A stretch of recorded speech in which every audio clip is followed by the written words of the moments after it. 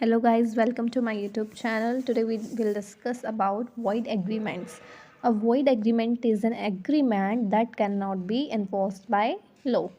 It's treated as if the agreement never existed and neither party is bound by its terms. Why do agreements become void? Because they don't meet the conditions of the Indian Contract Act and they are against the law, they are uncertain and ambiguous, they involve impossible acts, one party lacks the capacity to enter the agreement. Now, examples of void agreements: an agreement where consent was caused by mistake, an agreement with an unlawful object or consideration, an agreement without consideration, an agreement in restraint of marriage, trade, or legal proceedings, an agreement to do something impossible. Next हम पढ़ते हैं agreements in restraint of marriage. Agreements in restraint of marriage are void because they go against public policy and societal morals. They are considered void whether they are complete or partial. A court may consider a partial restraint agreement void if it is unreasonable in the circumstances. Examples: an agreement where someone promises to pay another person money in exchange of never getting married. तो ये गलत होगी, societal moral के against होगी, तो ये होगा restraint of marriage. An agreement where someone promises to marry another person for a certain amount of money, ये भी गलत है, तो ये हमारा रिस्ट्रेंट होगा. अब देखो एग्जाम्पशंस, जो हमारा वैलिड माना जाएगा वॉइड नहीं होगा. Agreements in restraint of marriage में be considered valid if they are in the best interest of individual and society. For example, a parent may agree with their child to wait until they have finished their education before getting married. Now, agreements in restraint of trade.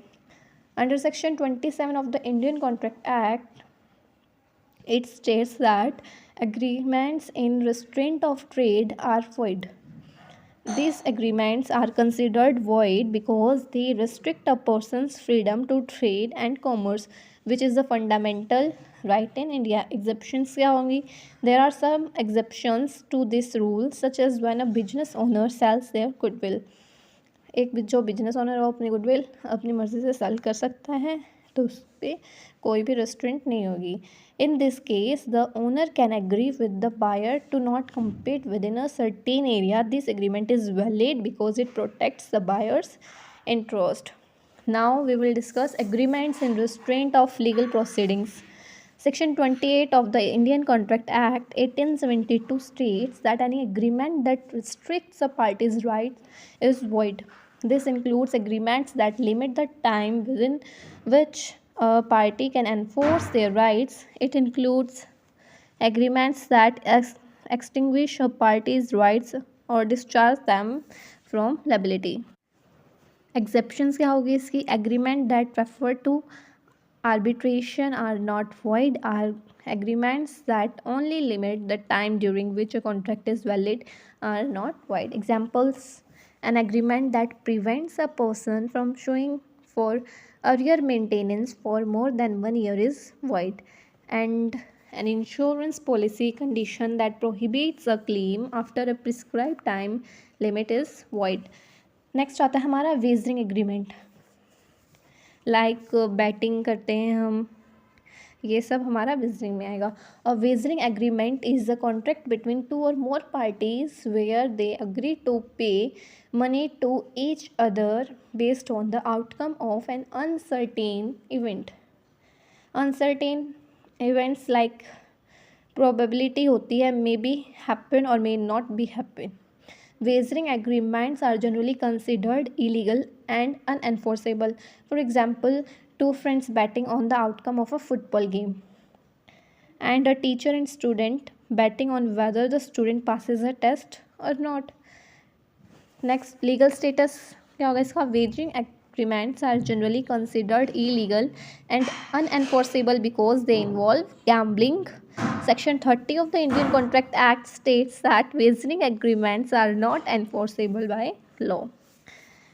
Now, agreements of doing impossible acts. an agreement to do an impossible act is void, meaning it cannot be enforced by law. This is also known as doctrine of frustration. This is stated in Section 56 of the Indian Contract Act of 1872. A contract becomes void if the act becomes impossible or unlawful after the contract is made.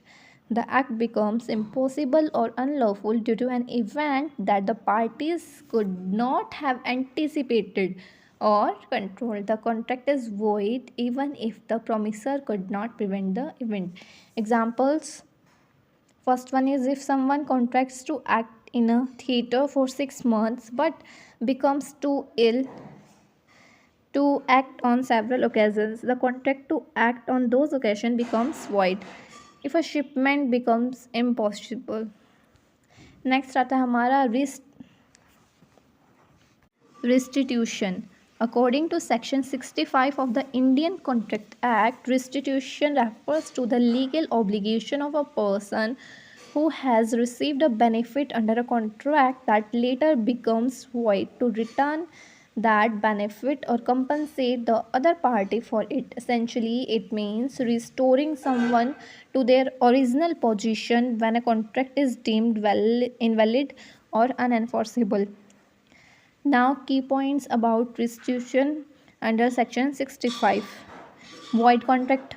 This principle applies only when a contract is discovered to be void after it was entered into, not when it is void from the beginning. Void ab initio. Next, benefit receive होगा इससे. The person who gained an advantage under the void contract must return that benefit or provide compensation.